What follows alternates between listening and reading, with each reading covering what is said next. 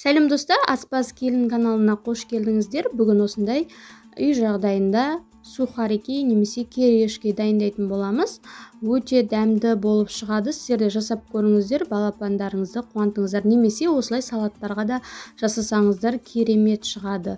Менің видеомды соңына дейін қарап, менің каналыма тіркелуді ұмытпаңыздар. Ең алдыменен осылай нанымызды турап алатын боламыз. Қара нан болсын, ақ нан болсын маңызды емес. Осындай тығыз нан болса болды. 4 бұрышты қылып турасаңыз да болады, соломка тәрізді қылып турасаңыз да болады. Өздеріңіздің қалауларыңызға қарай турай бересіздер.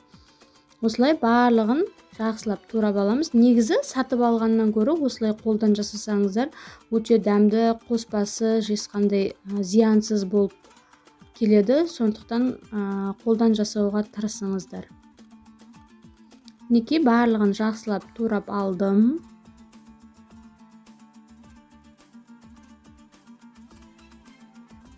Енді ыдысымызға 3 ас қасық сұйық майымызды құямыз. Содан соң дәміне қарай үйде қандай дәмдеуіштер бар, соны салсаңыздар болады. Менде универсальный приправа менен паприка болды. Соны салдым. Дәмі өте жақсы шықты. Жақсылап араластырып аламыз. Барлық жеріне жететіндей қылып. Алдын ала пешімізді қыздырып қоямыз 200 градусқа.